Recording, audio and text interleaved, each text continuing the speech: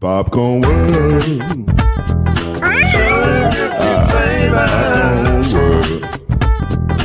Popcorn World. Yeah.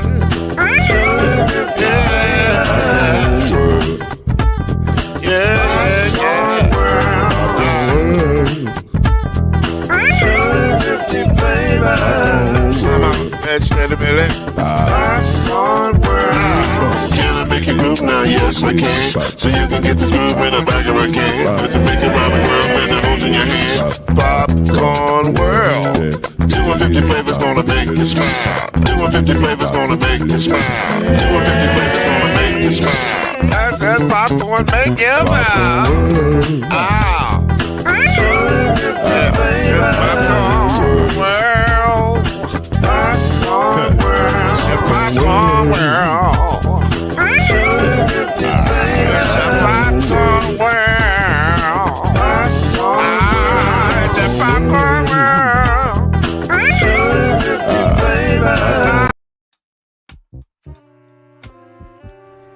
BetOnline is your number one source for all your betting needs. Hey everybody, it's Lloyd Spence with BLEAV in the ACC, and get the latest odds, lines, and matchup reports for baseball, boxing, golf, and more.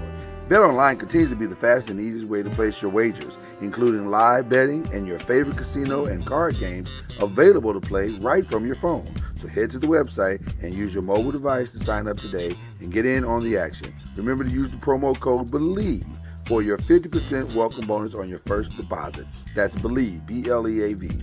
It's BetOnline. It's where the game starts. You can tell them the noisemaker sent you.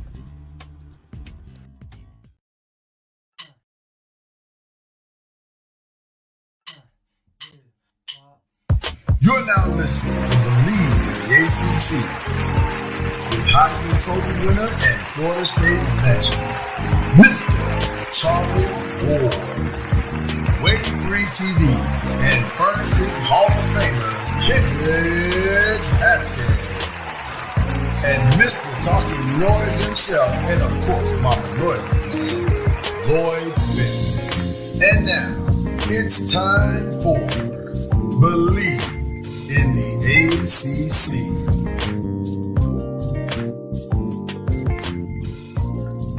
We are so glad to be back here with you today, and we're calling this our official kickoff of the season. Like the summer part's over, so now we're really back. And so, of course, we got some preview stuff to do with you, and we got a special guest that's going to join us today. And we're going to get into all of that as the show unfolds. But right now, we're going to do introductions. I'm Lloyd Spence. That's Kendrick Haskins over there. He's a Hall of Famer and a Sportscaster of the Year. He does all of that, and a sports director. He's that amazing. And then, of course, there's our Heisman Trophy winner, our state championship coach, an all-around great guy, and apparently a Knicks fan. And a member of a national championship And team. a member of a national team. Okay. He doesn't like to bring that part up. Well, he does if you mention it mention it as the team. He doesn't want to mention by himself. Am I right, Coach Junior? Yeah. Okay. He was a part of the first. Was it the first? That was the first one ever, right? Yes. That you led, right? I'm not going to humble flex you. I'm not baiting you. You don't have to be cautious. I feel like cautiousness coming from you right now. I'm not baiting you. I'm just asking questions. Well, if I've always learned that if someone says something and then they have to explain it, then that means that that's what they're doing. Okay, all right, that's fair. That's fair. But this is a safe space, Charlie. Okay. You're amongst friends and family. Now, if Kendrick was behind the controls, you would absolutely be humble flex by now. But this is a safe space. Yes, absolutely.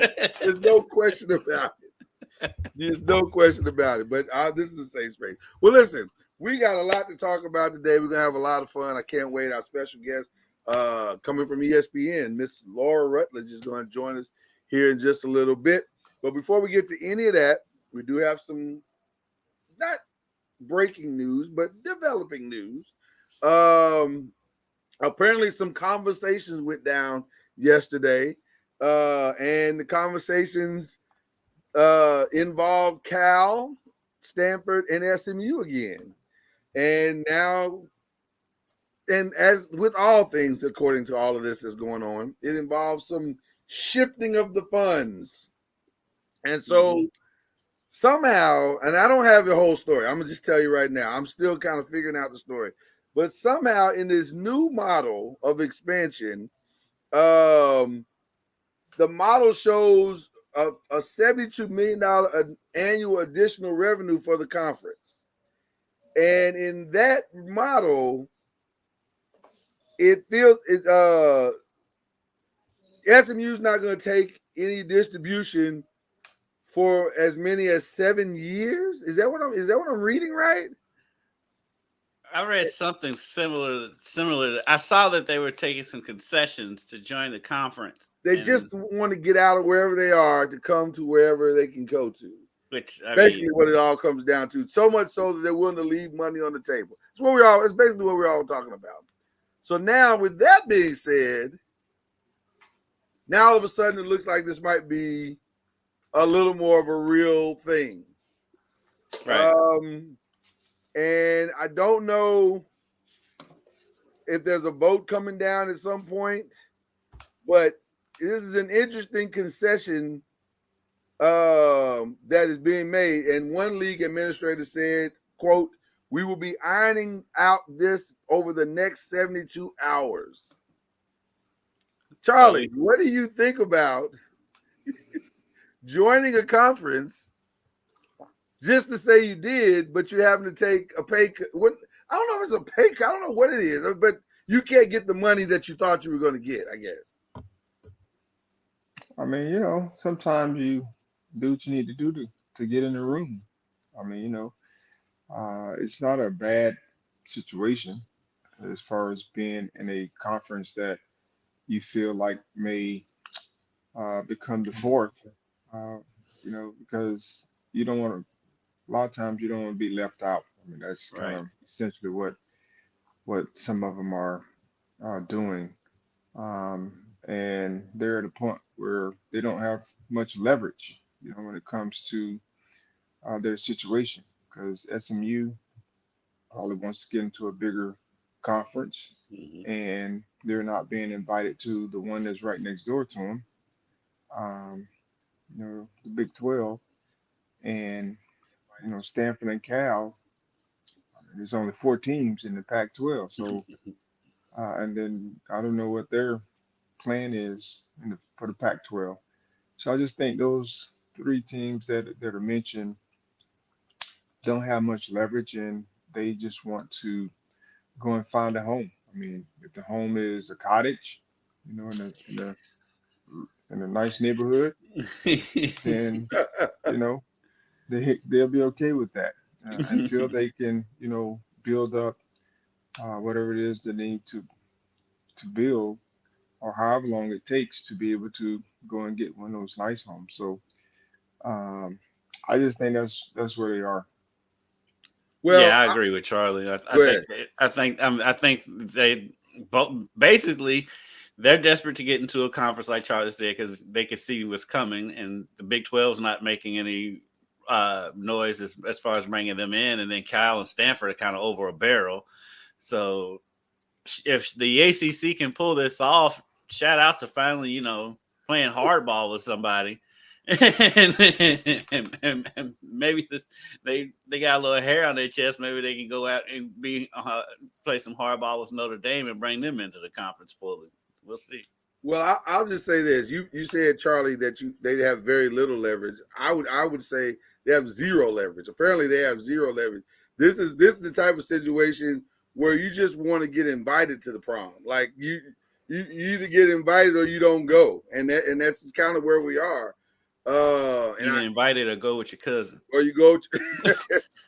But see, that's just it. The cousin ain't even invited. I don't know. They don't even have a path to get in at all. Like it's just there's no way to get into this thing.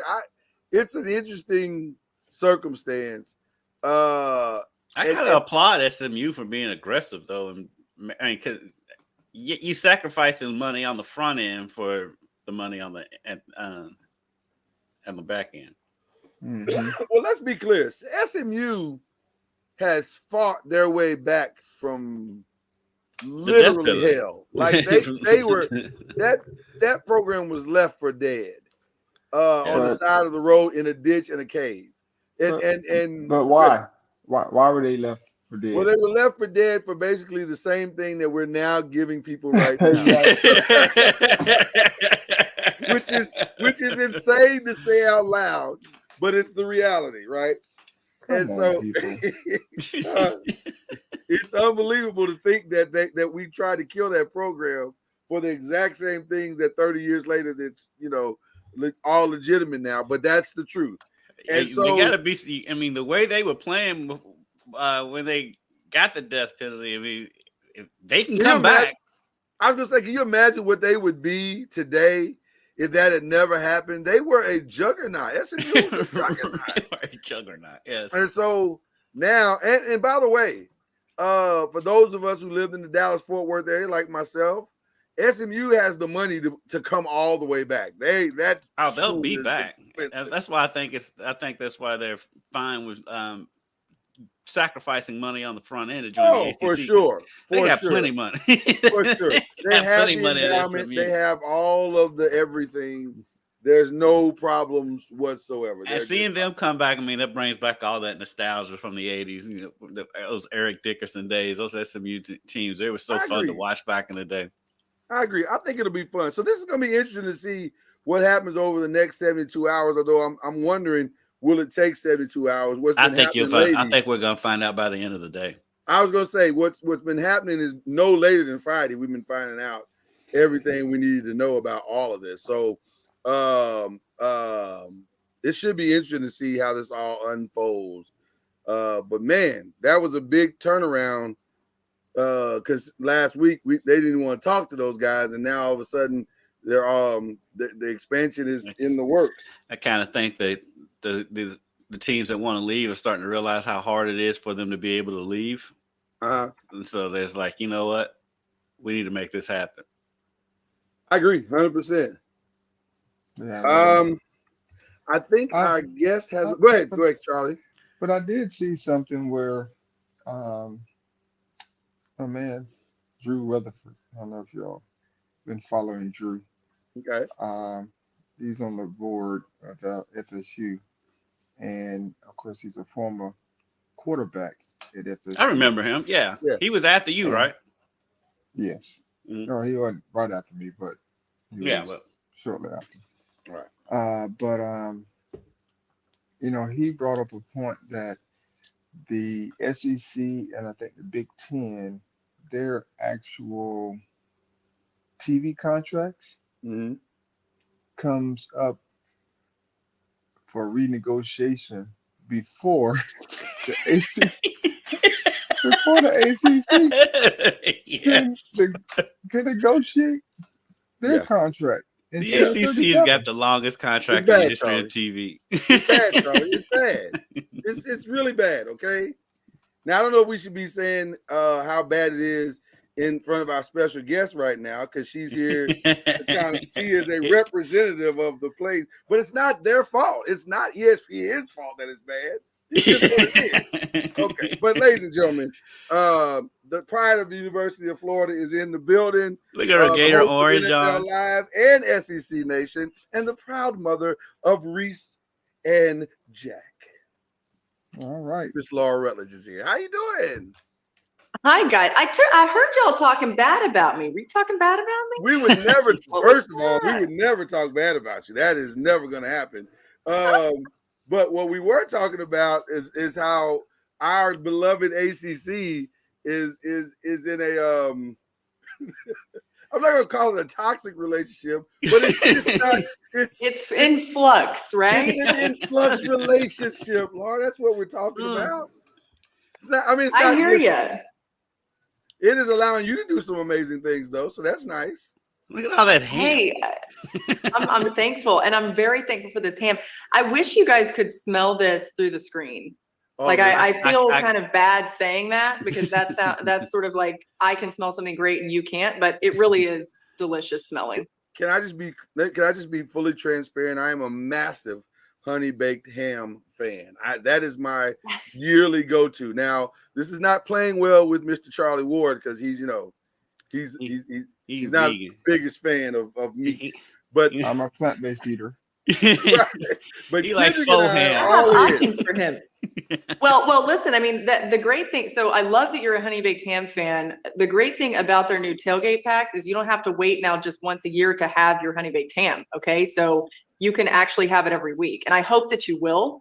But you can literally get this half ham playmaker pack, which is a bone-in half ham. Take it to your tailgate, impress everybody. Everybody's going to love you. And for Charlie, our plant-based eater, we have some nice potato salad here. There is bacon in the broccoli, in the bacon broccoli bliss, but we could probably get some of that removed for you, or you could eat around it. Either way, it's delicious. And you, of course, have sandwich options as well as the Pick 2 slider pack. So I can't wait to hear what you guys think when you try all of this food. And I'm hoping it's going to be a weekly occasion for you. It'll be soon for me because the honey baked ham around the corner from my house, and so it would be that's right. You just go pick it up from the store. It's so easy, or you can go online honeybake.com/tailgate.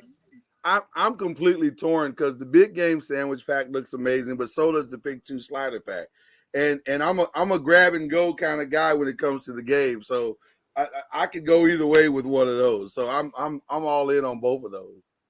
Yeah, I mean, so this is something that I've been hearing on social media, and I agree. The Tavern Club right here in the Big Game Sandwich Pack, I think is the best sandwich of all time. It has all the components you need. If you're a bacon lover like me, you've got the bacon, you've got, of course, your condiments, your vegetables, you've got your cheese, you've got delicious, juicy turkey, great bread too. I think that's a big sandwich thing that sometimes gets overlooked. And of course, you've got, your classic ham croissant with the Swiss cheese as well. Also another turkey sandwich too. So that one is a real winner. But the one thing about the sliders I got to point out is you have a ham and Swiss as well as a turkey and cheddar option. You also bake them in the oven. You just pop them in for 20 minutes after you pick them up, and you pour melted garlic herb butter on top. Nice.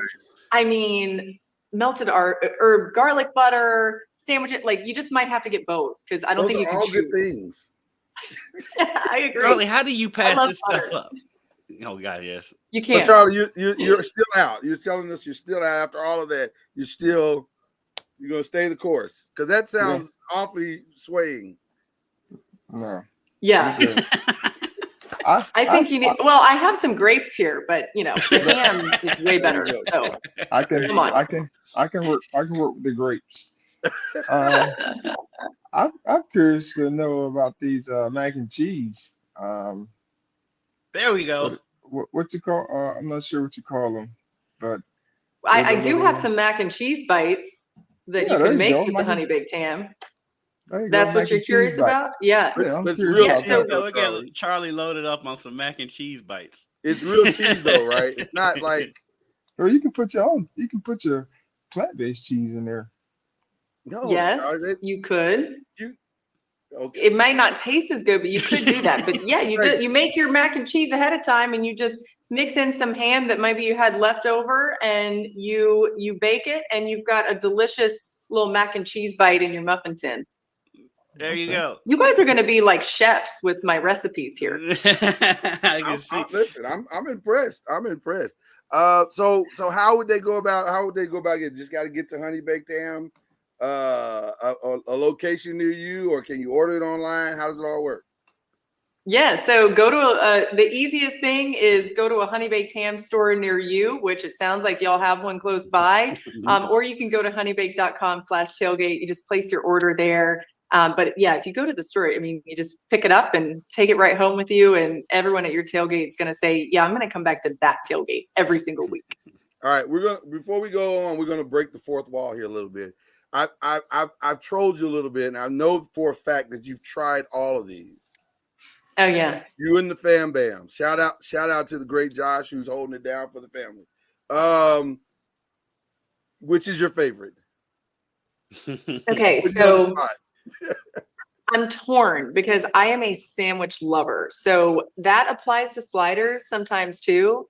I would say right now, my favorite is the Tavern Club, but it's so hard to go against the sliders. So you just have to know that like this is 1A for me. And then the pick 2 slider pack is 1B. They're so good, you guys. You have to try them. I can't wait. They're like melt in your mouth good. I can't wait. I'm looking forward They to look it. delicious. I haven't had anything to eat yet this morning, so yeah, this all looks fantastic. I wish I could like hand you one through the screen. Right? It'd be great, but obviously technology is not advanced to pass Quite yet. So, I got a couple of questions since you are the host of both NFL Live and the SEC Nation. Got a couple of SEC questions. I'm just curious, can Alabama win its conference? Because I mean, let's start there, because it seems like that's a struggle right now because of the great where Georgia is. Can they win this thing, or what's going on there? That's going to be the tough thing. And, you know, when you think about what Georgia's built, I mean, it's been in the model of what Nick Saban used to do. And Kirby Smart certainly has blazed his own trail, but that model of physicality and having good quarterback play, but doesn't have to be a world changer at quarterback because they've built so much around him, and an excellent defense. It works really well, right? I mean, that's how Alabama won a lot of championships in the past. They've done it other ways too. But I think for Alabama, and this has been something that's been a storyline for them before, right? Even with some of these great quarterbacks that are now in the NFL, they don't know who their quarterback is. And I think we're going to see both Ty Simpson and Jalen Milroe probably early on. I mean, the fact that they have Texas at home week 2, that's a game that's going to have such a spotlight on it. It is advantageous for them that it's in Tuscaloosa, but I do think there's going to be a lot of conversation around that quarterback spot. And it's a matter of like, who can endure that pressure? That's going to be difficult for sure. To me, you know, when you look at college football as a whole, once again, I don't think you can count out Alabama. Georgia's going to be right at the top. I think LSU's knocking on that door a little bit, guys. You know, that could give Alabama some trouble too in the SEC West. And there could be a team that comes out of nowhere. Like Kentucky's schedule's pretty easy. Are they undefeated when they see Georgia midpoint of the season? It's going to be fascinating to see how it all shakes out. Now we have a resident Seminole on the bottom half of our screen who likes to say that they need to fly under the radar. I know it goes against everything in your will to say something nice about Florida State, but will you please let Charlie Ward know that this team is not flying under the radar this year? Charlie, I'm sorry, but everybody knows Florida State's going to be really good. And I am a believer in them.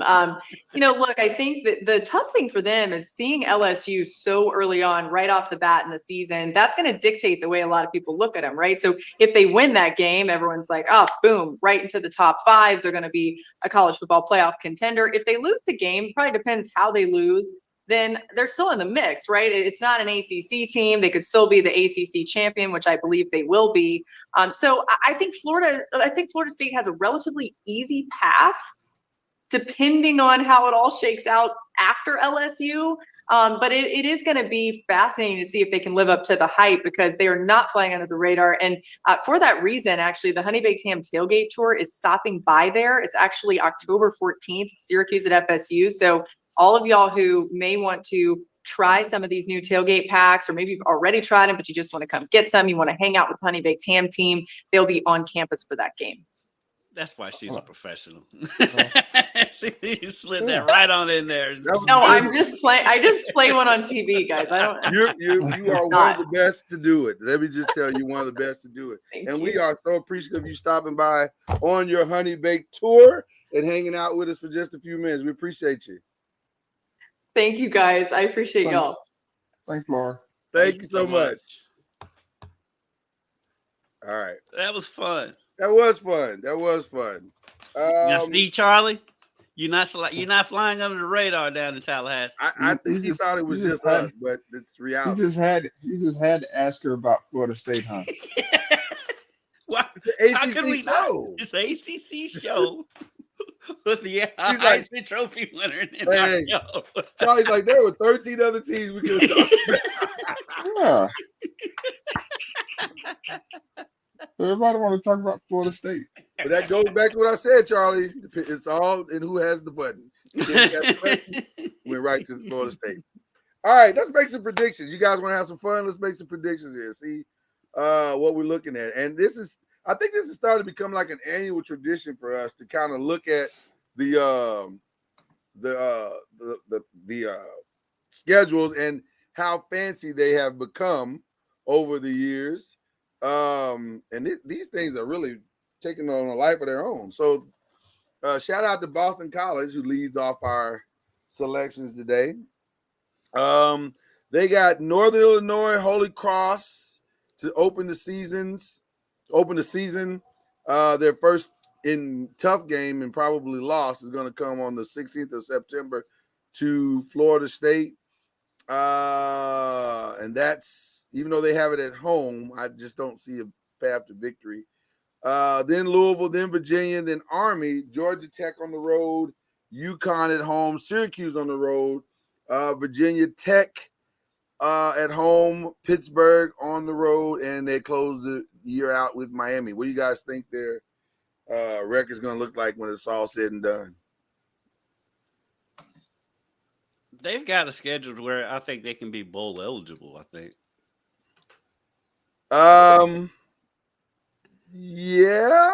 I think they could get squeezed 6 wins out of there. I mean, Northern Illinois, I think that's going to be a tough one. If they can get by that, I mean, they should beat Holy Cross. They get Virginia at home. I mean, they get Army. I mean, Army's always tricky though, man.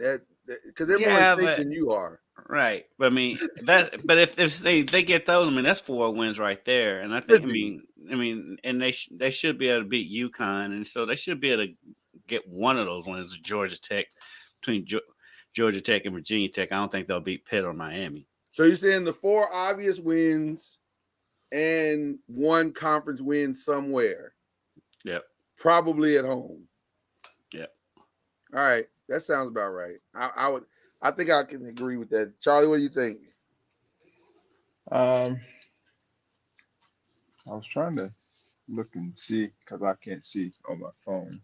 Oh, you got it on your phone? Okay, sorry about that, Charlie. The team. I don't have a way to send it to you. I wish I did. I apologize.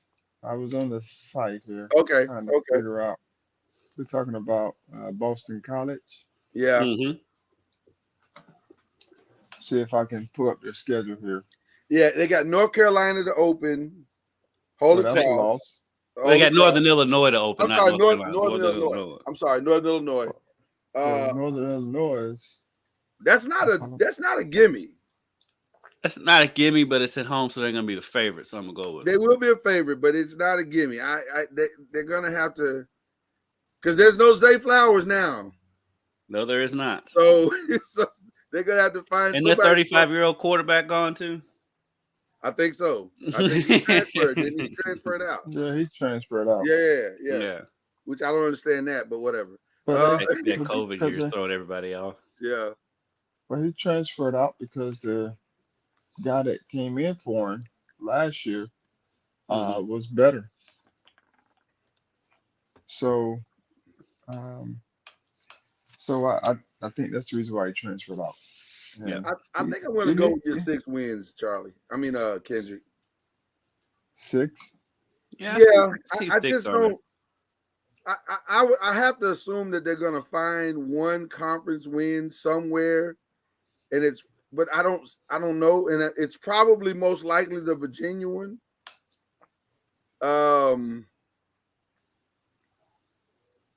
They might get the Syracuse one too, although I'll give them 2 conference wins.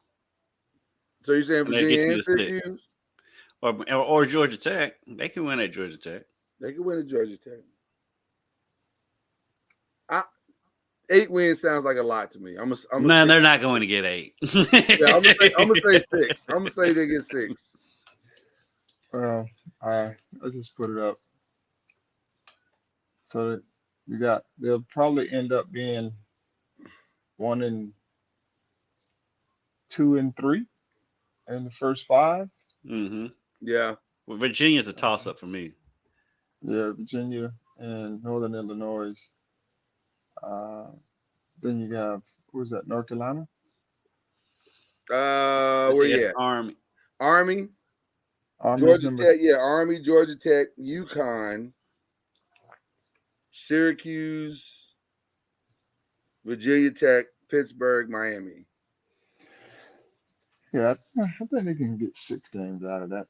Yeah, I think 6 is reasonable.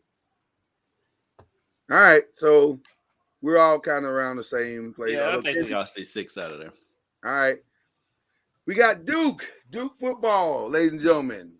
They opened the season immediately with a loss. I would think. Now, unless barring some, unforeseen something, and that's at Clemson, right? That looks like it's at Clemson. No, that's at home. That's at home.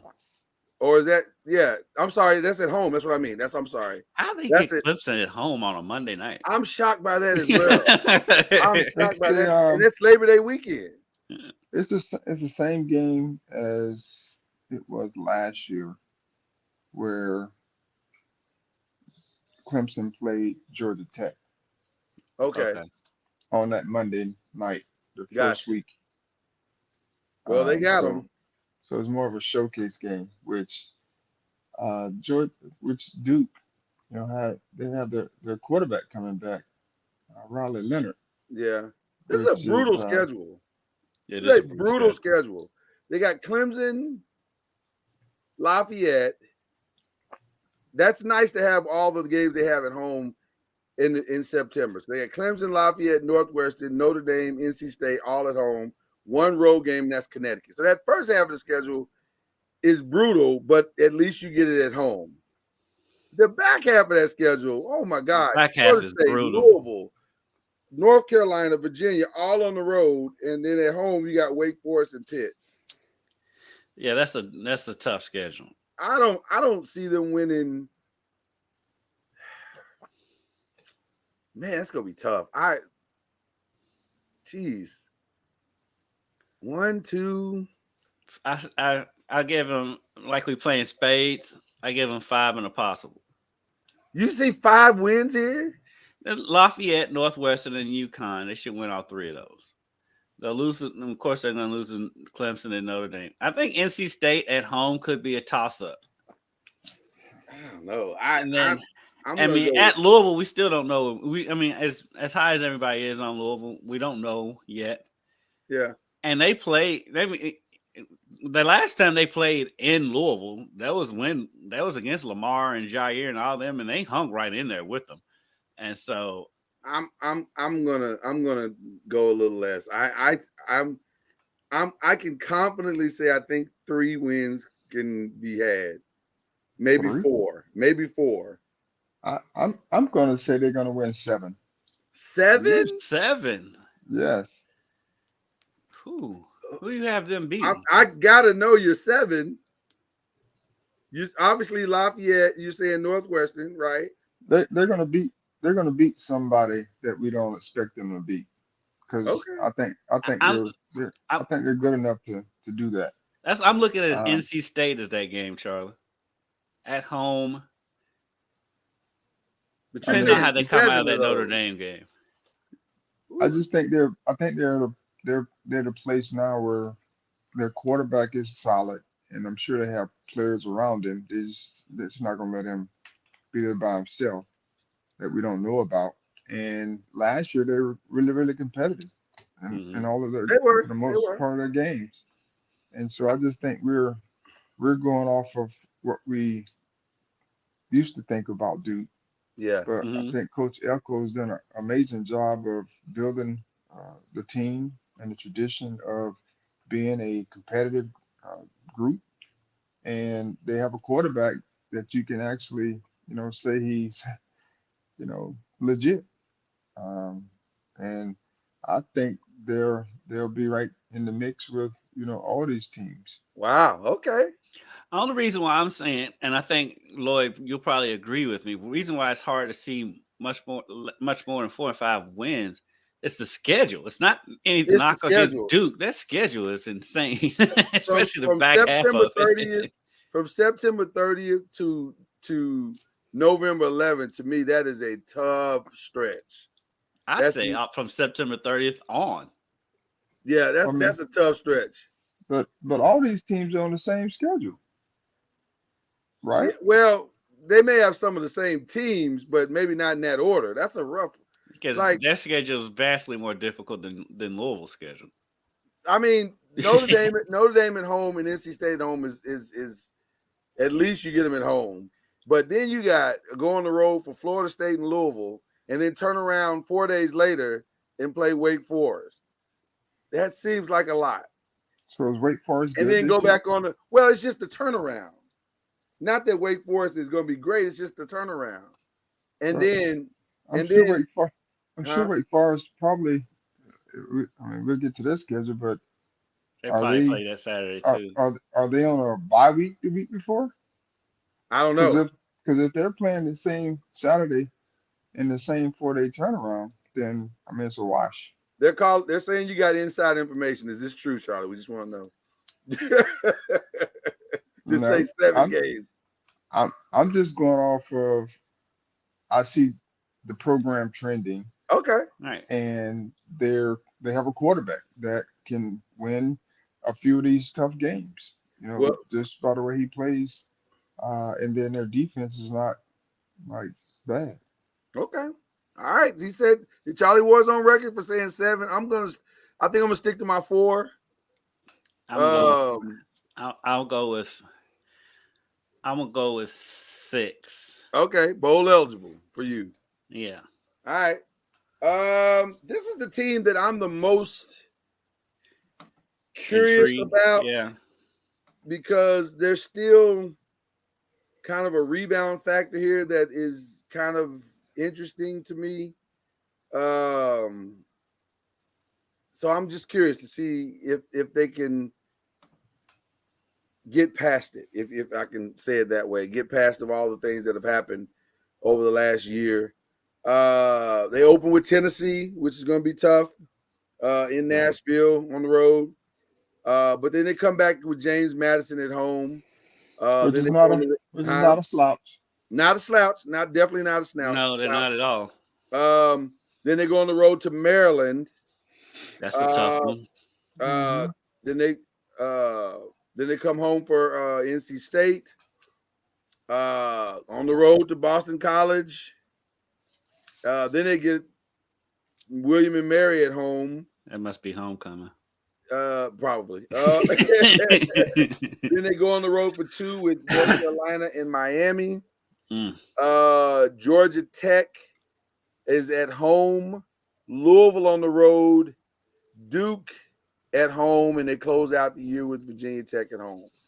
This is a brutal schedule. Yeah, I don't love it, and again they're just coming off of a lot. Who's their quarterback this year? Who the quarterback for Virginia Tech? Virginia. Let's see. You guys talk amongst yourselves. I'll be able to tell you in just a second. Because Brendan Armstrong left. He's at NC State now. That is correct. These transfers are hilarious to me, by the way. Let me just be clear about all of that. I think all of that is from one team in the conference to the other team. Yeah, that's so trade. I mean, moving within the conference is weird to me. It's very weird. Right now, just to be honest with you, looking at their schedule, I can't see much more than 3 wins. Yeah, they're gonna have a tough season. They got a lot of quarterback choices. Jesus, they got like 11 quarterbacks on the roster. So I don't honestly know, Charlie, who the starting guy. If you go by seniority, then it'll be Tony Muskett. How you say his name like that? I don't know. I'm not sure why I did either, but I did, and I regret it. But it's a done deal now. It's fun. Man, this is a tough schedule. I'm gonna say what it looks like. I'm gonna say 5. You see 5 wins? So I mean, I'm gonna give him James Madison. I'm going to give him Georgia Tech. I'm going to give him William and Mary. They got to beat somebody like Boston I guess College. I'm going to give them Duke. I don't think they're going to win a road. They may be Boston. But see, I don't know how good they're going to be on the road. That's the question. I can only see 3 because I don't think they'll beat Duke. And so that's why I only see James Madison, William and Mary, and even Georgia Tech is a possible. Well, because they're coming off of because Virginia's coming in there after playing North Carolina and at Miami. You don't mean yeah, they might be a little banged up going into that Georgia Tech game, to be honest with you. And so I just don't see more than 3. I'm gonna optimistically give them 5. They'll fall just short of a bowl game. Charlie, what are you doing there? I'll say that 4 or 5. Okay. All right. Speaking of Georgia Tech, they open in the Mercedes-Benz Stadium against Louisville. Then they play at home against North Carolina State, on the road against Ole Miss. I don't know who put that together, but Wake Forest will they go on the road to Wake Forest. They come home to, is that Bowling Green? It looks like Bowling Green. Yes. Miami. Then they go on the road to Miami, come back for Boston College and North Carolina, back to back. Then they go to Virginia. They go to Clemson. They come back for, is that Stanford? That's Syracuse, I think. Is that Syracuse? Okay, I get those confused. Okay, right. Syracuse same logo, but yeah, right. And then they close out with a massive loss to Georgia.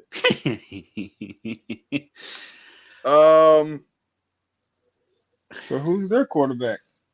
I have that. They just named him last week. I forget who it is, but I know they named their starting quarterback last week. Is he a transfer? Yes. So all these teams, I mean, when we start looking at the schedule, we definitely got to look at who the quarterback is. Because a quarterback is going to either make or break the team on how many games they can win. I emphatically agree. And if they don't have Haynes King. Oh, here's the kid from Texas A&M. Right. So they're going all in on the transfer. I mean, everybody's going in on the transfer this year. It's he was highly rated coming out of high school, but he just never kind of panned out at Texas A&M. They kept, for whatever reason, he just didn't pan out. Is this going to be one of those situations where the SEC kid goes to a conference not quite as difficult and has great success? He's going to Georgia Tech, so that's all I'm saying. I just like he could, get back to what the expectations were for him coming out of high school, which he was, highly rated quarterback. I think he may have a 4-star out of Texas. So we'll see. I mean, it should be competitive. Yeah. It's going to be a tough first game, but I'm going to go with 4. It should be South Carolina State. It's going to be tough with Ole Miss. It's a toss-up for Wake Forest. It should be Bowling Green. Be a tough one for who's that? Miami. Yeah. Then who did Boston College. Boston College is a toss-up. I'm gonna put them in the 4 or 5 range. I just, I can say 5 games. Yeah, I can see 4 or 5. Honestly, the Louisville game is a bit of a toss-up because Louisville had a major injury to their secondary. The top corner's out. He's out most likely for the season. They haven't said he's out for the season, but most likely out for the season. And so, they've got that game is it's in Atlanta. Granted, it's in the Mercedes-Benz Stadium. I'm not sure how much because the way Louisville fans travel, well. and as excited as they are, that game could end up being a neutral crowd. I don't know how much of the following Georgia Tech has down in Atlanta when they've been struggling. So that could be a 50-50, even maybe be a majority Louisville crowd, to be honest with you. And so, but that game could be a toss-up. Like I said, I see 4, maybe 5. I agree.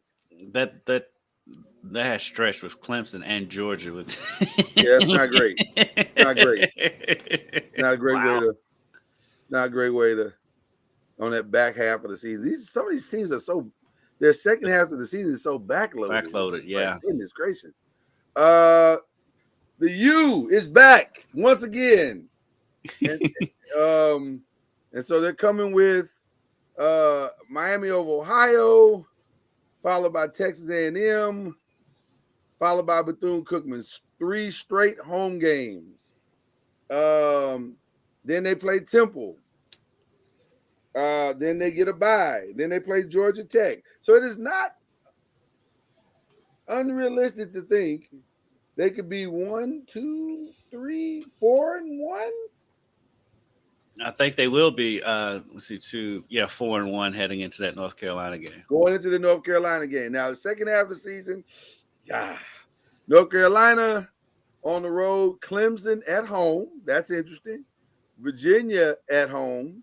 Then on the road for NC State, on the road for Florida State, Louisville at home, and then Boston. They close the season with Boston College. So you don't think Miami can beat Texas A&M? I don't think they will that early in the season. Yeah, So we're saying Texas A&M is going to be really good early in the season. I think they'll be. I just believe in them more than I believe in Miami, to be honest. That's where it came down to me. Okay. If I had to put money on who I thought would be more prepared for that game, I'd say Texas A&M. Plus, they're breaking in the Bobby Petrino offense at Texas A&M. Right. But having said that, I think they for sure get a bowl eligibility. I think there's probably 7 wins here. I think they can get 8. They may get 8. I wouldn't be opposed to saying 8, but I know for sure they're getting, I think, 7. You see 8, Charlie, or higher? They got 1, 2, 3, 4, 5. So they got 6 home games. So they should win all of their home games, regardless of who they're playing. But they won't beat Clemson at home, I don't think. You think they're gonna win all their home games, Charlie? I doubt it. But okay, all right. Okay, I was gonna say that. You didn't see Clemson sitting there, did you? I was gonna say that's a bold prediction, my brother. I forgot they're playing Clemson. But I see 7, probably 7 Yeah. wins, 8 wins. I think it's 7. They'll beat somebody that they weren't supposed to. Right. Or we say they weren't supposed to. Okay. I think because I'm favoring them to win that Louisville game, and that's what gives me that 8th win.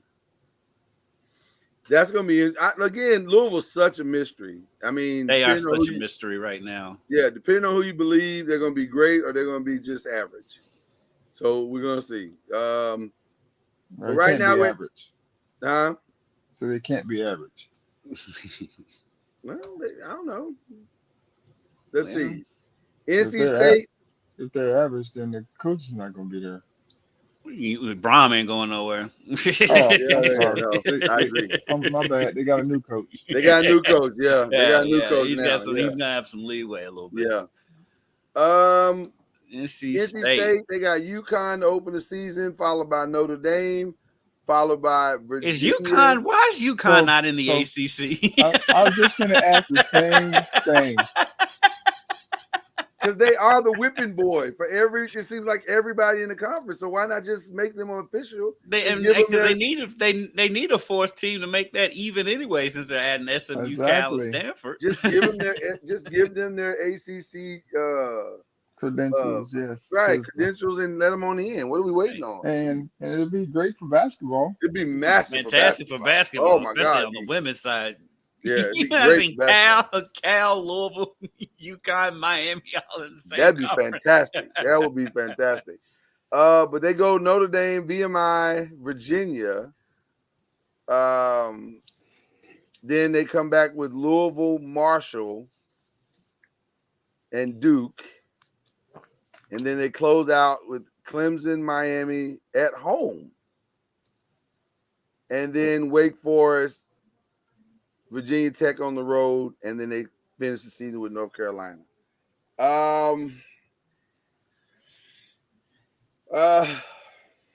We just don't know their quarterback situation. Yeah.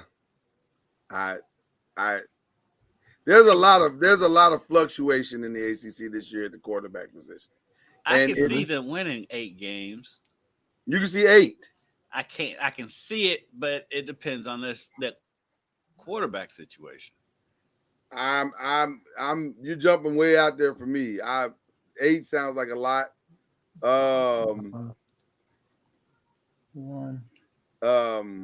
Yeah, 8 sounds like a lot. I'm probably more inclined to go under on that 8. I'll let me adjust that. I say on the high end, I see 8. You see high end on 8. Okay. I'm probably going to go with my 5. I'm going with my 5. I'll say 7 on the high end. 7, okay. 6 kind of being. I think 6. Low. Yeah, look. Yeah, I think somewhere between 6 and 8. So y'all going bowl eligible? Yeah, I think they'll be bowl eligible. Okay. All right. Pitt, the mighty Pitt Panthers, will be looking to the sideline for many plays this season. Well, that's over. No, that's over, right? They got a new coordinator now. There's no more looking to the sideline. Yeah, no, running to the sideline. Running to the sideline, right. But they open with Wofford. A Cincinnati game is not easy, even though it's at home. Not easy. West Virginia, backyard brawl. That's I don't know about that one. North Carolina. So what? Cincinnati's in they're in the Big 12 now. Big 12, right? Yeah. Do they go in this year? This is their first year, right? I think this is the first year. If I'm not mistaken, it's the first year. Yeah. Everybody goes in this year. So Wofford, Cincinnati, West Virginia, North Carolina, Virginia Tech, all in September. That's not an easy September. Then they get a bye week. Then they come back with Louisville, Wake Forest, Notre Dame on the road. They bookended with Florida as they go into November. Then they close out the season with Syracuse, Boston College, and Duke. I'm going to say 1, 2, 3, 4, 5, 6. I'm going to say 7. Yeah, I was thinking the same thing. I'm thinking 7. I'm going to say 7 wins. I'm going to say 7 wins. So you got them beat Duke, Boston College, Syracuse. Yeah. Wofford. I got them beat Cincinnati. I'm assuming they're going to beat Cincinnati only because it's at home. That's probably a horrible assumption, but I'm assuming they are. Now that's not my official pick because we do that next week. But they lost some key pieces. Like they lost a lot of defense, right? On defense, so it'd be a matter of how because they normally are good on defense, right? Every year, right? Then offensively, they lost the running back Anaconda. Yeah. Canada, who was their bell cow. Yeah. Last year. So you talked me out of the 6. You keep talking, Charlie. I'm about to downgrade him to 4. Then, who's the quarterback? Is Keith Slovis still there? Or they moved on from him? Seems like they moved on for Slovis. Or they found somebody else? Here's what I'm gonna lean on. I think he graduated out finally, didn't he? Here's what I'm leaning on for. Or is JT Daniels transfers? He might have dug up Dan Marino. I'm leaning on Pitt on their edge rushers, on Dayan Hayes and Bengali Kamara. And I'm saying they're good players. I'm saying they're gonna impact some games and make it interesting. That's what I'm counting on. Charlie, you done taught me down to 4-8. Yeah, you probably did. You really probably did. I hate that, but it's the truth. Guess who their new quarterback is? Oh Lord!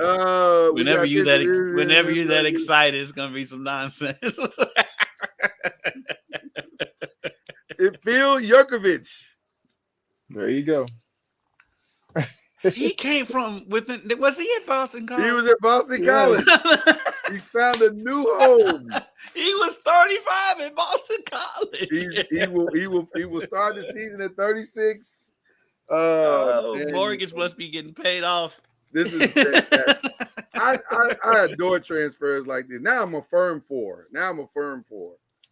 I was on the fence with the 4 at first, but now I'm firm with it. I'm with you. All right. Syracuse. We got Colgate. We got Western Michigan, Purdue, Army, Clemson on the September 30th. That's a tough stretch right there. Clemson, North Carolina, Florida State, all in a row. Though they get Clemson at home, which is interesting. Florida State on the road. Virginia Tech on the road. Then Boston College at home. Pittsburgh at a neutral site. At Yankee Stadium, which is just weird in and of itself. And then they close out the year with Georgia Tech and Wake Forest. I don't understand. 7 games. I don't understand the Yankee Stadium game. I don't get that at all. That's that. They're in New York, and the Yankee Stadium is probably paying them more than what they would make at home. Yeah, but Syracuse is nowhere near. Syracuse is nowhere near the Bronx. Well, Yankee Stadium needs that game now because they are terrible right now. They are absolutely. They won last night. Well, that just put them 5 games under. They just stopped their 9-game losing streak. 10 oh my God, they've been so bad. Yeah, they've been so bad. Aaron Judge finally came back yesterday. So they're gonna need that game. I don't. Charlie, did you say 7? Yeah, I think they win 7. I think I can see 7 wins on there. I need Coach Babers to win. Okay. And quarterback. I mean, I honestly I can see 8 up to 8 on there. The Purdue kind of toss up because we don't know about Purdue, but give them that win, they'll be 4-0 going into Clemson. Then I think they'll lose 4 straight. But I mean, Boston College, Pittsburgh, Georgia Tech, and Wake Forest. I was going to say the backside of it is not that bad though. Yeah, so okay, I can get on board with the 8. They got Colgate, Western Michigan, right, Purdue, and Army. That should be 4-0. Those 4 should be good. Then they got Clemson, North Carolina, Florida State. It should be able to beat Virginia Tech. That's on the road. Yeah. Well, they got a veteran quarterback. Yeah. And a good running back. So and some decent receivers. Like they weren't bad. They just couldn't win on the road. Yeah, that was their. Shout out to my man Dino. Hence why I have them losing to Virginia Tech. Remember last year when we tried to tell you, Lloyd? I remember. Why you gotta bring up old stuff? I don't understand why you're doing that. I can get on board with the 8. So you think they can win all their home games? That's what you're saying? Not Clemson. Not Clemson. But everything else. I think they can win everything else. They can win the rest of them. 1, 2, 3. So that's 4. Yeah. 5. Yeah. 6. So that's 6 home games that you're saying out of the 7. And then they'll beat Georgia Tech. Then you're saying they'll beat Georgia Tech. Yeah. And Pittsburgh. And probably Pittsburgh at the neutral site. Just because that's weird. And Pittsburgh's not going to be prepared for the weirdness. So there you go.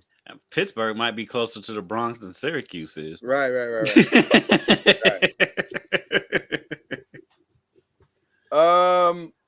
Virginia Tech. They're always a wild card. Yeah, you never know what you're gonna get with Virginia Tech. Don't know. Since Frank Beamer left, you just don't know. Shout out to friend of the pod, Josh Morgan, by the way. ODU. They open the season with ODU. I'm assuming that's a win. I don't know. Purdue, Rutgers, Marshall. So on paper, that I don't know if that's 4-0 or not. I don't know. It could be. I'm going to give them 4-0. Yeah. ODU won't be a pushover. No. That'll be a huge game for Old Dominion. Yeah. Yeah. So it's the first game, all first games against like an ODU type team that we're accustomed to. I'm not sure what they have, but most times they're competitive. Yeah. So those first games like that, you have to be aware of, and not allow them to come in and steal one.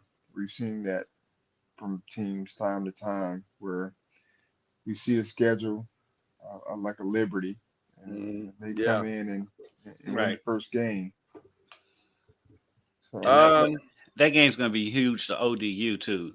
Oh, it's their game. It's the one for them. I don't think they'll beat Pitt. I don't think they'll beat Florida State.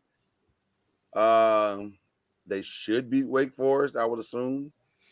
I don't know, but I'm assuming. Beat Pitt. Huh? I think they can beat Pitt. They can beat Pitt at home. They're at home, so they should be able to compete there. You guys are really optimistic. 5-0 going into Florida State. Syracuse, Louisville, Boston College, NC State, Virginia to close out the season on the road. 3 of the last 4 on the road. Well, they got 2 Big Ten teams back to back, Purdue and Rutgers. Yeah. That's weird. I'm gonna give them 5-0 start, and then you saying 5-0? Yeah, I think he went all 5 of those. I'm saying 4-1. I don't see the. I don't know. You think they'll just lose to somebody? You just don't know who. Right. Yeah, right. I can see that. Right. I don't. Just Virginia Tech doesn't like success. They haven't proven that they're in love with success. I'm going to give them 5-0. Then they'll lose to Florida State and Wake Forest. And Syracuse is kind of a toss-up. That Louisville game's a toss-up. And then they'll beat Boston College. And then Virginia Tech. NC State's a toss-up. Yeah. I think they win that Virginia game. Yeah. I can give them 7. I'll give them 7. I can see that too. I'm gonna go one less, but bowl eligible. So I'll give them the 6. What is that? They always got some oddball. I was gonna say Wake Forest did this to us last year, and gave us this old crazy looking schedule. So when you first clicked, I thought it was a pop up. When we found the schedule, I was like, "What is this? Is this a meme? What are we doing?" I don't even know who this opening school is. Elon. Is that Elon again? You must have found an actual printout of the schedule, didn't you? Yeah. Okay. So Elon is the opening, and then the next game is who? Navy? No, Vanderbilt. Oh, that's Vanderbilt? Yeah, I knew that was Vanderbilt. I knew the anchor is Vanderbilt. Okay. So Elon and Vanderbilt, should put them at 2-0. Then Old Dominion. Okay, so that would be 3-0. So is that Georgia Tech coming up? Family weekend. Okay. 4-0. It's 4-0. Okay. Wake Forest coming out the gate strong. So Clemson 4-1. At Virginia Tech. That's Virginia Tech. That's that toss up.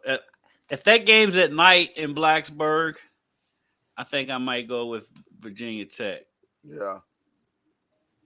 Who is that homecoming weekend? The Black Panthers. Is that Pitt? Is that Pitt Panthers? Yeah, I think it's school colors. Okay. It's just a Panther. Wakanda. With that, I just don't know why they did it. Florida State. Is that Florida State? Mm-hmm. Okay. The shish kebab is Florida State. Okay.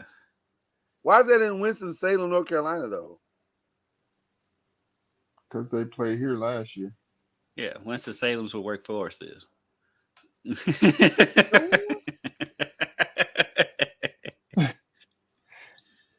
I don't know why I thought they were further down the road. I got a friend just moved to Winston, so I'll let him know. Okay, it'll be a fun game for him to go to. Okay, that's Duke on the road. All right, I think I'm gonna give them that one. Is that NC State? NC State, NC Notre State. Dame, and Syracuse. And Notre Dame and Syracuse. So 4-0, 4-1. Oh, they playing their old quarterback. We got them on the schedule. That'll be fun. Apparently, he's a Heisman contender. Yeah.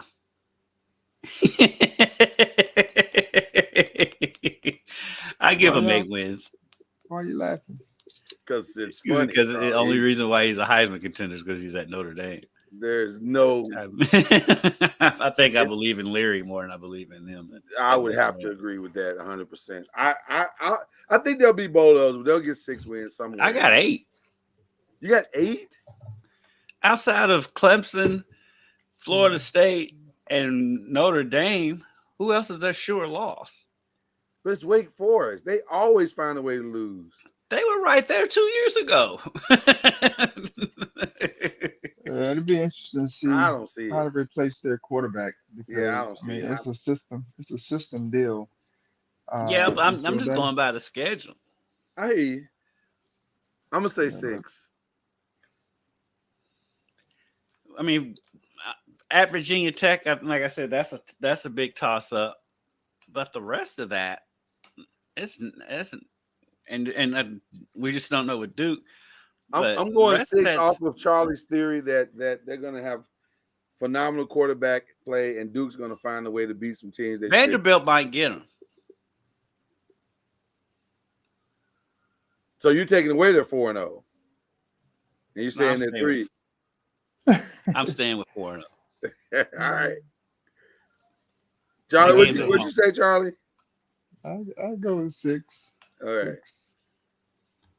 right. Drake May. All eyes on me. He's doing his best Tupac this year. They open with South Carolina in Charlotte. They go to App State, which is always a battle, regardless of who the coach is. They got App State at home. Right, they got App State at home. Sorry. They go to. I didn't mean to say they go to, as in they were going to their place, but their next game too is App State. Minnesota. Then they're at Pitt. That feels very. The Minnesota is the X factor for me. Well, that's going to be a big game. All these teams, all these games, they'll be in the mix. Yeah. Because of the quarterback. And, absolutely. You know, and what have you. So, I'm going to say 9 wins. Oh. 9. Who's the second loss? Miami. Because they always beat Miami. They got 3 in a row: Syracuse, Miami, Virginia, all at home. Those are all winnable. I only got 1 loss on there. On the whole schedule? Yeah. So you think you say Clemson? Clemson, at Clemson. I could see them losing to South Carolina. Being the first game. I could, but I wouldn't be surprised, but I'm going to pick them in that one. See, I think that's the game they're going to win. I'm more concerned about, even though they're coming to their building, I'm more concerned about the Minnesota one.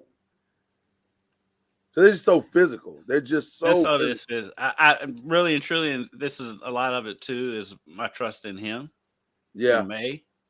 That's why I think they win that South Carolina game. I think they win that Minnesota game, probably and because it's at home. No Josh Downs to throw to.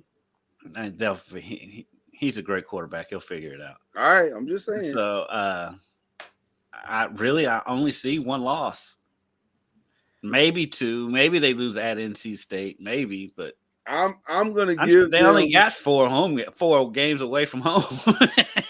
And they only leave the state once? They got a Syracuse schedule. Yeah. It's a nice schedule. It's a nice. They did It's a nice schedule. I'm going to say they leave the state 3 times. I'm going to say 2 losses. I'm going to say 2 losses. Okay. My assumption is that Clemson and we'll get to those schedules, but that Clemson and Florida State. So they're 10. So you're saying they're 10-2? I'm saying 10-2. Yeah, and I'm saying 11-1. They got a chance to be 11-1. All right. Because they don't. Do they play Clemson? They play Clemson at the end of the season. They play Clemson at the end, which that should be a massive. That might be a game day game. Yeah. If things pan out the way that they should, that could be a game day game. Mm. So we'll see. I'm going 11-1. You joining them on that 11-1, Charlie? 10-2. 10-2. Okay, he's joining me. All right. Louisville. First of all, let me just say how much I hate this schedule. I hate the look of this. I hate it. They going for the airport look. I get it. I just hate it. It looks terrible. This is absolutely hideous. But nevertheless, so this is also an interesting schedule, which is one of the reasons why I think a lot of people are saying Louisville should be in the mix. Georgia Tech, Murray State, Indiana. They should win all 3 of those. Then you have Boston College. You should win that one. They should have beat Boston College last year with Zay Flowers. Right. At Boston College. Right. Then you have NC State. That's the tricky one. That's a tricky one because it's away. And the Notre Dame game's that next week. And the Notre Dame game, though they've seen Sam Hartman, so there shouldn't be any surprises. Then Pitt. They should win. They should win that. Then they have Duke, Virginia Tech, Virginia, Miami, and they close the year off with Kentucky. Glowing omission is no Clemson and no Florida State. I see 8-4. Man. Because I think they lose that NC State game. I think they lose to Notre Dame, and I think they'll lose to Miami, and I think they're going to lose to Kentucky. To be honest with you, which losing your last 2 games in a row will have people up in arms around here, especially to Kentucky. But right, I think 8-4. I can see that 8-4.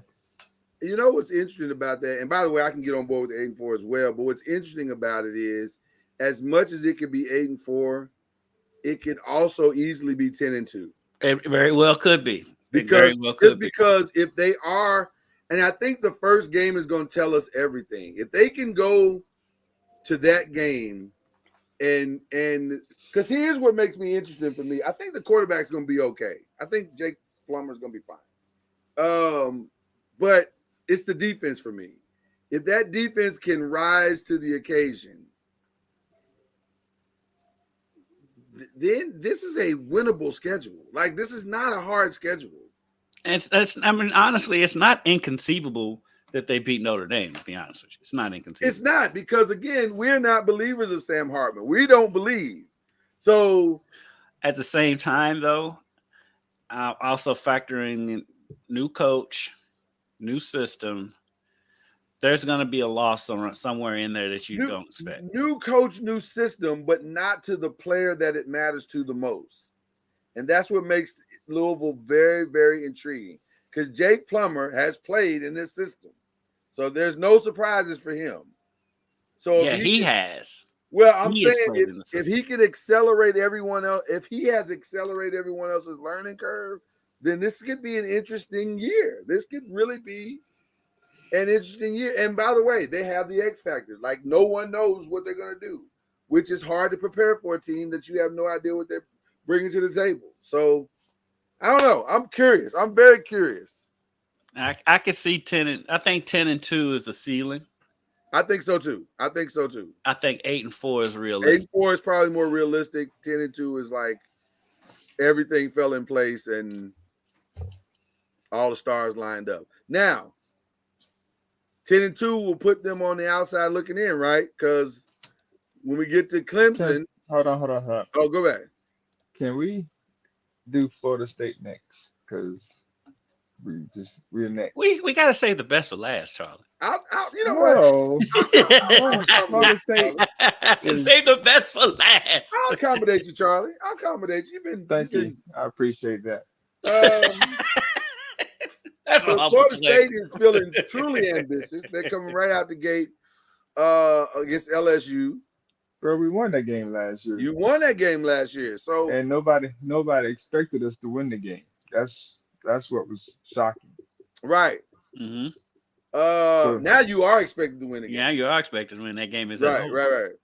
I mean, it's another good game. Nobody expected us to be able to win the game last year because they felt like the mighty SEC was mighty.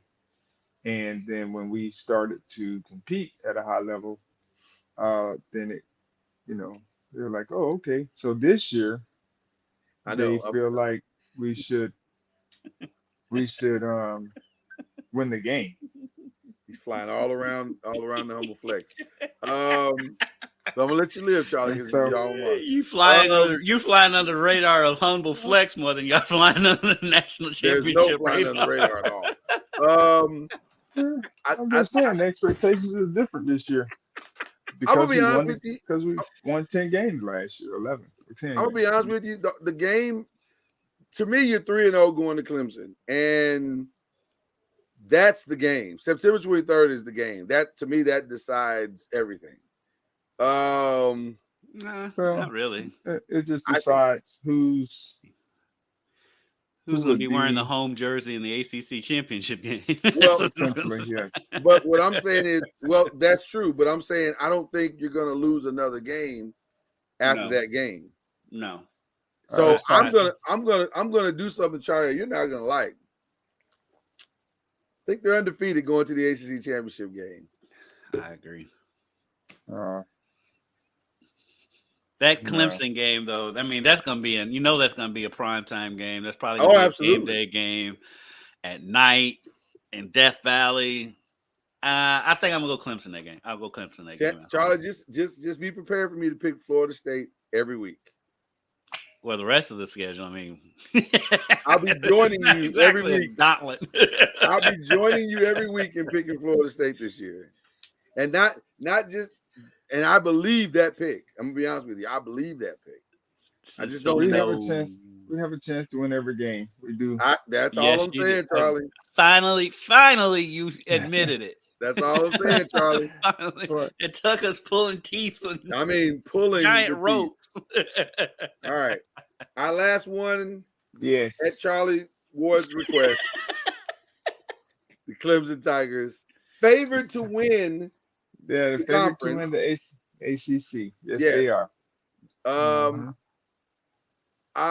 Duke, Charleston Southern at home, Florida Atlantic at home, Florida State at home.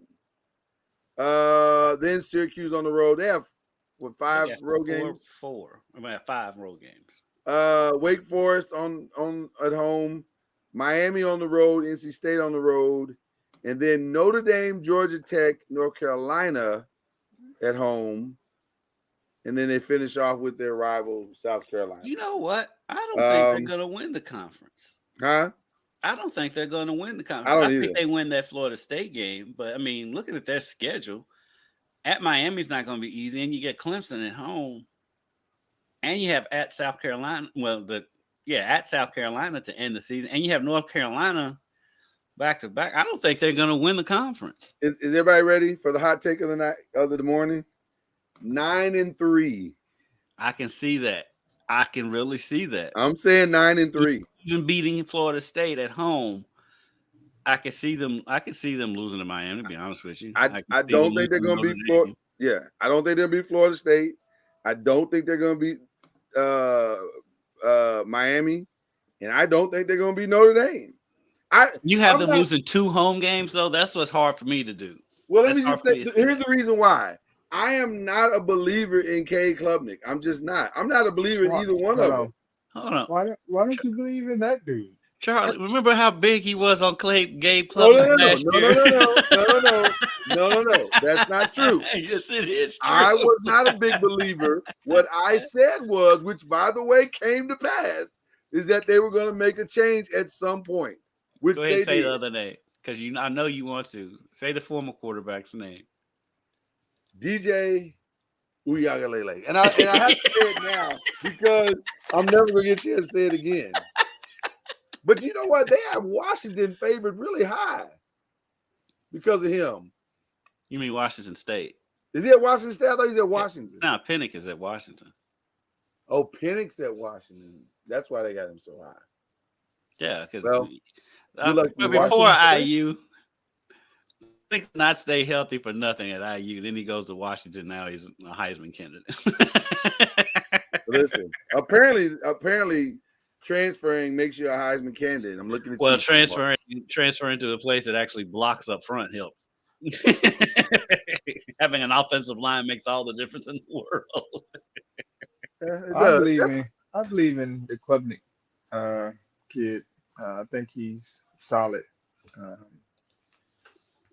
And they have a tough schedule. The challenge is just they have new coordinators. Yeah, or at least the offensive guy is new. I'll just say this. Just trying to figure that piece out.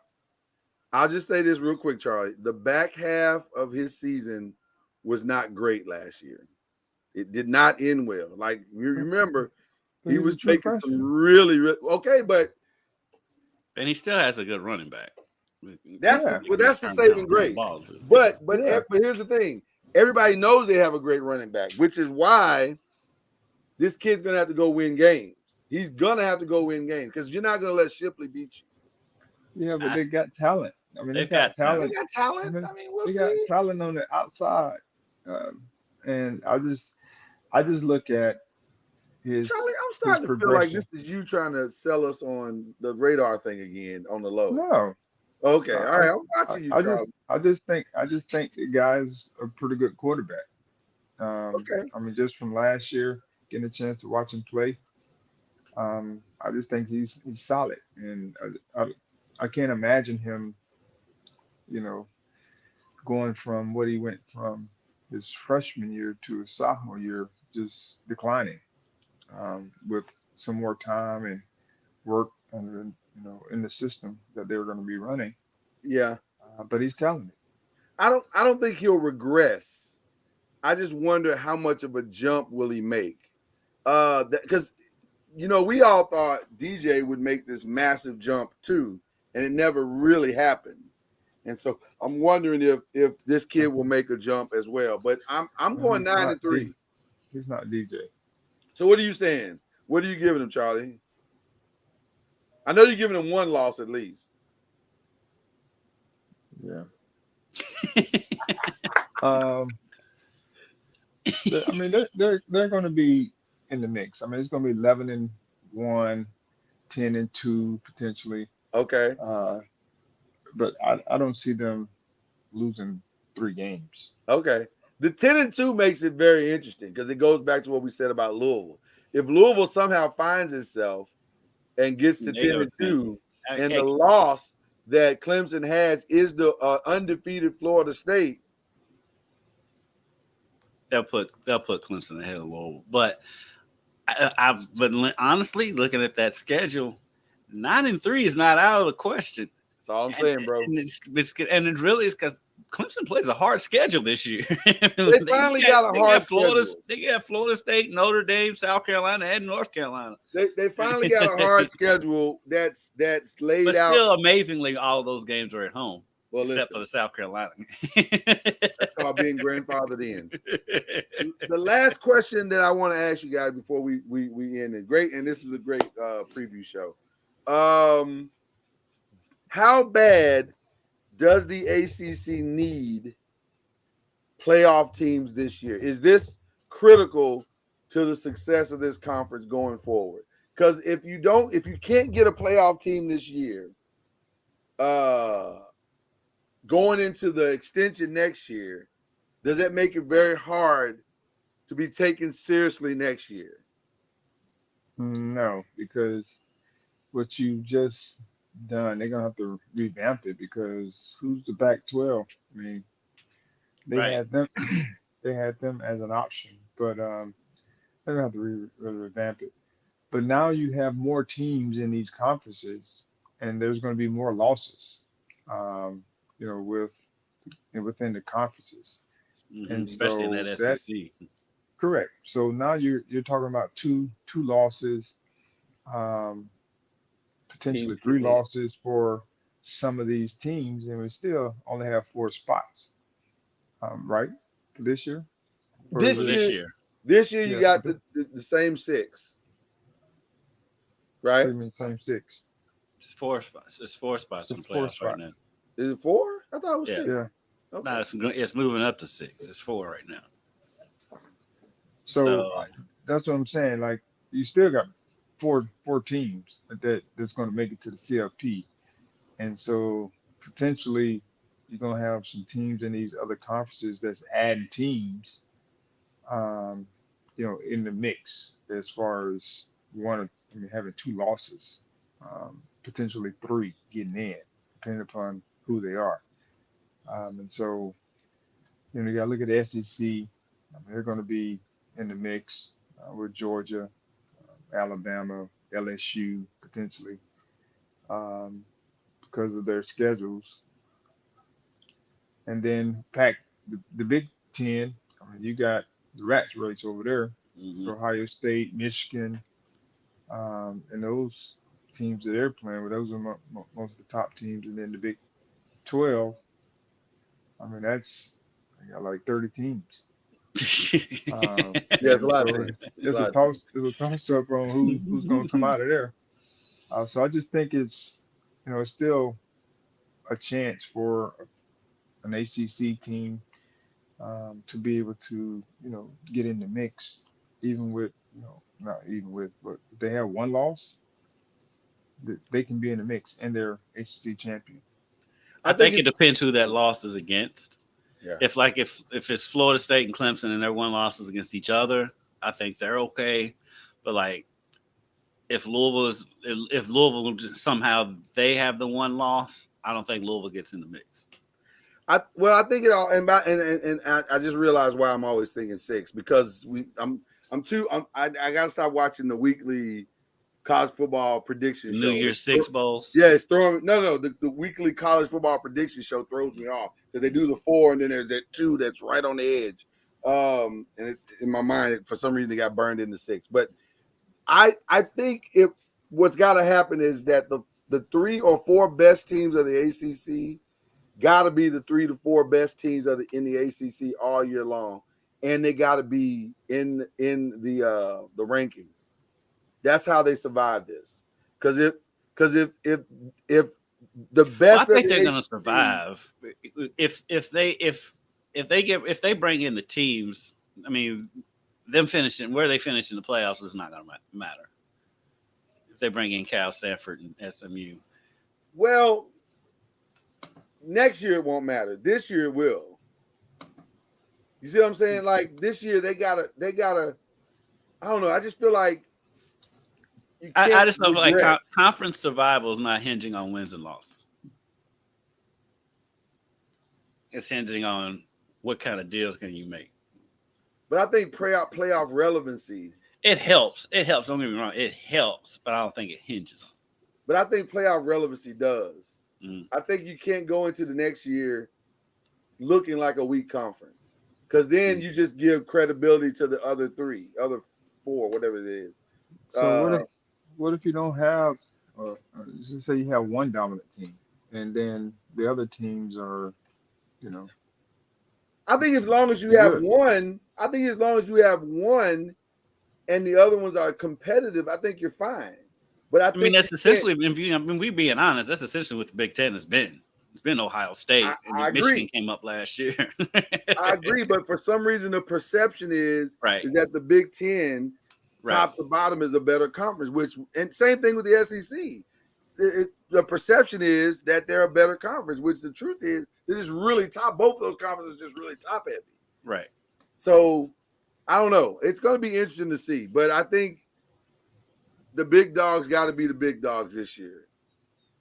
So we need Florida State to be great. We need Clemson to be great. We need Florida State not to fly under the radar, Charles. No flying under the radar. Y'all got to fly high. Let's go Seminoles. They'll compete. There he goes. He hit a humble flex for that one.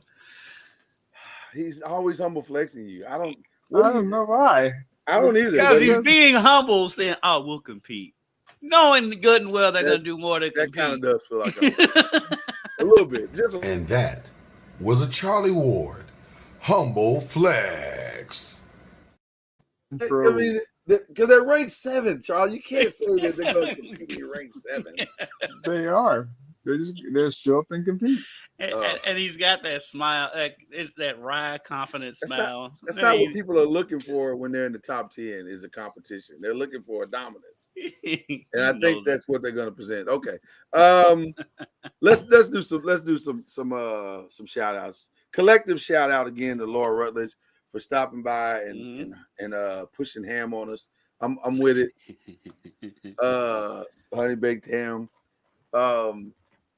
But I appreciate her stopping by. And then my other one is I'm gonna go way off the path a little bit. Shout out to Sha'Carri Richardson. Yeah. Talk about a comeback story. That might be the comeback athlete of the year. It should be, yeah. And if you saw the race, she literally was the comeback. I mean, I don't know if I've ever seen anybody close out like that in a 100-meter race. Right, in a 100-meter, yeah. That was impressive. That was very impressive. Normally, that's not enough space to come back in. So right. So shout out to her, man. I got to give her props. And then there's another young lady that won like the discus throw. And I apologize to her because I can't remember her name. It's kind of a challenging name. Hopefully I can find it. You guys talk amongst yourself. I'll find it. But those are my 2 shout outs. Go ahead and give your shout outs, Charles. Well, I'm going to send a shout out to my wife, Tanja. She graduated. She's graduating. Congratulations. USC. So she's a Trojan, getting her master's in digital media management. Wow, that's very cool. So she finished a capstone and got a good report from the teacher on it. And so I'm very proud of her. She's amazing. She's doing all this. She was getting a master's, working, and doing foundation work, and being a wife and mother, and she does it all with excellence. And so I don't know how she does it, but I know how she does. She's disciplined and those types of things. So I just admire, because it just spins my head how she's able to be effective doing all those things. That's awesome. That is very cool. And by the way, the young lady's name is Lalaga Tasaga. Hawaiian? Huh? Is she Hawaiian?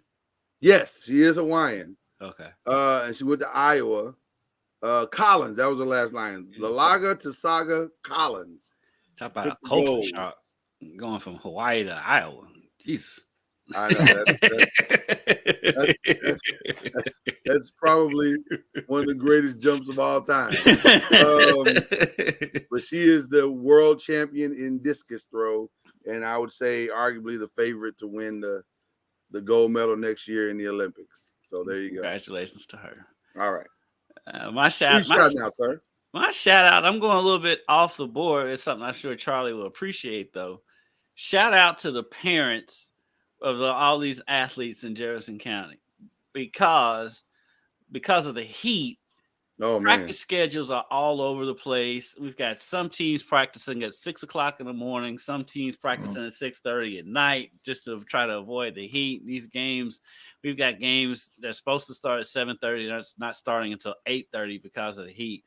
And so that means mom and dad are rearranging their schedules all over the place, trying to get these kids to practices and games. So shout out to them, because they're the real MVPs in this. I was out at males practice the other day. They practice at 6:30 at night, and you got players coming in and out because they've got their schedules. And so just shout out to the parents for being able to work around that and trying to make it work, because it's been crazy and insanely hot here these past few days.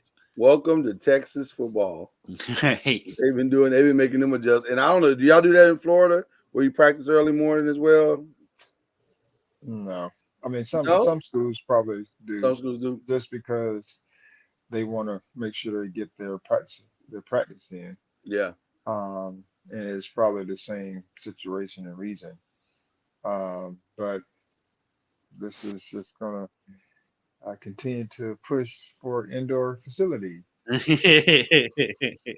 are schools that can afford it. All Texas schools seem like they have an indoor facility. Seem like they have an stadium. indoor facility. You see that stadium that they just opened down there? That high school stadium? Yeah. Where? In Melissa. Like 35 million. Yeah. But that's cheap. That's on the cheap side by comparison. Did you see their indoor practice? Indoor is nice. It's very nice. And Melissa. Yeah, it's very nice. That's insane. All of the schools up in that area have very, very, very, very nice facilities. Like Melissa, Allen, Prosper. Wonder why we think SMU is going to bounce back so fast. Yeah. So wonder why we think SMU is going to bounce back so fast. Listen, there's not a lack of funds in that North Dallas area. That is not one of their problems. So I agree. Yeah, that Melissa Stadium is very, very nice. Shout out to Melissa. All right. Well, we got it. That's our college ACC football preview. Now you know where we are. Next week, we will start predicting games. So there you go. With that being said, game week next week. Huh? So excited. Actually have game week next week. Yeah, man. It's going to be fun. Finally here. It's going to be fun. It's going to be a fun year. Well, that's Kendrick Haskins. That's Charlie Ward down there. All nicked up. And I'm Lloyd Spence. I hope you guys enjoyed yourself. I hope you listen, our predictions are going to be completely different to our week to week, because listen, we're trying to win. Who won last year? I don't remember who that was that won last year. Charlie won, right? I know. That's what I'm saying. And I need that to change. So I'm coming for you, Charlie Ward. Start next week. You're over this show. You've never. Yeah, I haven't won one yet. Y'all didn't both have to laugh, though. Y'all didn't both have to laugh, bro. That wasn't necessary. It just feels like everybody wanted to chuckle. I'm just saying, you rode that Syracuse bus a long time last year. That's what got me. That's what got me in the end. All right. Y'all have a good Thursday. We'll see you next week. All right. You've been listening to Believe in the ACC with Charlie Ward, Lloyd Spence, and Kendrick Haskins. Please like, follow, subscribe, and share from the Noisemakers page on Facebook and on YouTube. And you can also listen to us on Spotify, Apple Music, iTunes, and wherever podcasts can be heard.